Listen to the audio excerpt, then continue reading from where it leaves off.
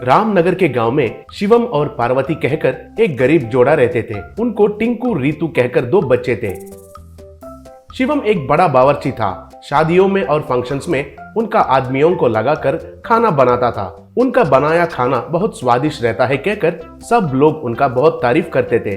एक बार एक शादी में शिवम ने खाना पकाया। वो खाकर आए हुए मेहमान खाना बहुत बढ़िया है कहकर शिवम का बहुत तारीफ किए। शादी का मुखिया, अरे वाह शिवम, सच में खाना कितना बढ़िया बनाया है तुमने।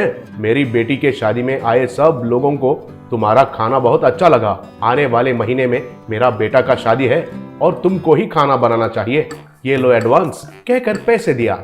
ऐसे सब लोग उनका बहुत तारीफ करने के वजह से शिवम को घमंड बहुत बढ़ गया था। तब से पार्वती को घर में अपमान करना शुरू किया। सच में पार्वती भी खाना अच्छे से बनाती थी, लेकिन शिवम तो हमेशा उसे डांटते हुए उसका अपमान करने लगा। एक दिन खाने का प्लेट को फेंककर शिवम, छी छी, इतना घटिया है ये मेथी के पराठे, ये कोई खाएंगे क्या? कितने बार कहने से भी तुम्हें समझ में नहीं आता है क्या? अगर तुम्हें बनाना नहीं आता है तो मुझे पूछो और मुझसे सीखो, मैं सिखाता हूँ ना, कहा। तब टिंकू, ये क्या है पिताजी? पराठे तो बहुत स्वादिष्ट तो है ना, आपको क्यों पसंद नहीं आया है? कहकर पूछा। तब रीतू, हाँ पिताजी, बेचारी माँ तो बहुत अच्छे से ही खाना बनाती है ना, फिर भी आपको क्यों पसंद नहीं आ रहा है? पूछी। तब शिवम, तुम दोनों चुप रहो। असल में खाने के बारे में तुमको क्या पता है कि बात कर रहे हो? मेरे सामने ही खाने के बारे में और स्वाद के बारे में कहने के लिए इतने बड़े बन गए हो क्या? क्यों रे, तुम ही बच्चों को ऐसा ट्रेनिंग दिया है लग रहा है, कहा। तब पार्वती, अय्यो, ऐसा कुछ नहीं है जी।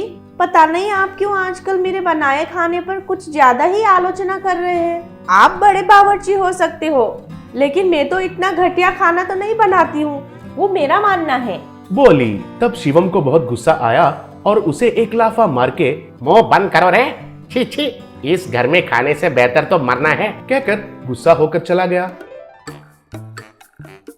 तब सब लोग बहुत दुखी हुए। एक बार खाने का सामान से जा रहा शिवम के ट्रक को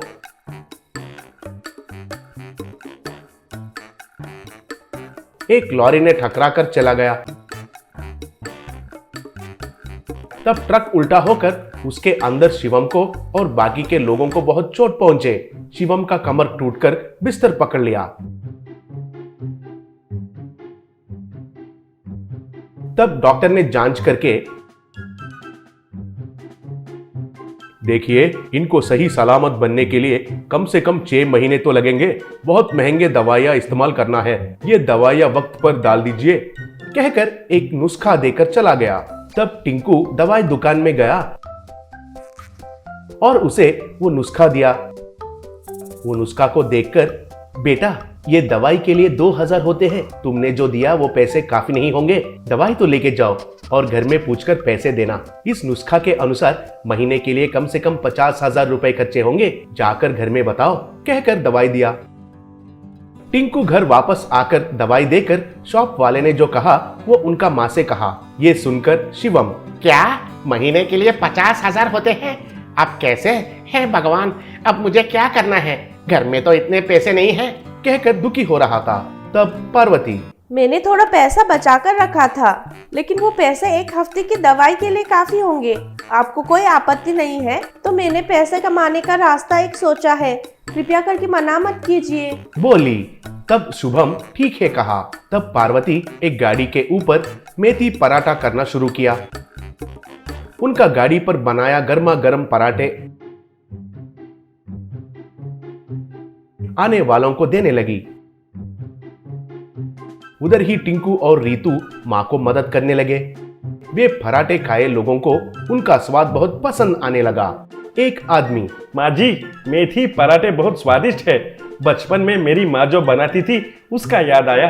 आहा, सुपर, कहा। और एक आदमी, आपका पति बड़ा रसोइया है, उनका बनाया मेथी पराठा मैं बहुत बार खा चुका हूँ, लेकिन आप जो बना रही हो ये पराठे तो उससे भी स्वादिष्ट है। आपका ये व्यापार बहुत विकास होना है कहकर मैं इच्छा कर रहा हूँ, कहा।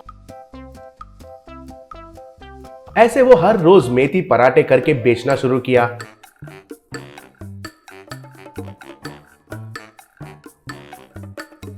उन पैसों को शिवम को देकर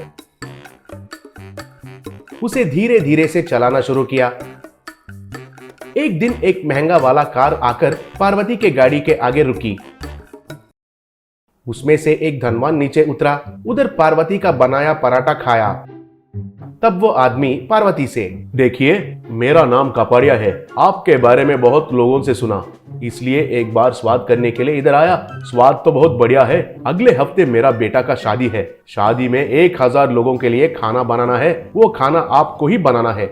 उसमें ये मेथी पराठा तो जरूर रहना चाहिए। ये लीजिए एडवांस, कहकर पैसे दिया। तब पार्वती बहुत खुश हुई।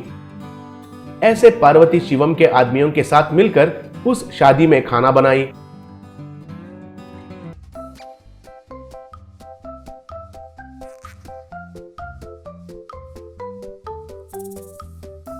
वो खाना खाकर आए लोग बहुत खुश हुए। तब कपाड़िया पार्वती को पैसे दिया। उस दिन से पार्वती पराठा का गाड़ी चलाते हुए, शादियों में खाना पकाते हुए बहुत अच्छे से पैसे कमाने लगी। ऐसे कुछ दिन के बाद शिवम पूरा ठीक होकर, उसका गलती का एहसास होकर पार्वती से माफी मांगा। तब से लेकर पार्वती के साथ पराठा के गाड़ी के पास और शादियों में उनका मदद करने लगा।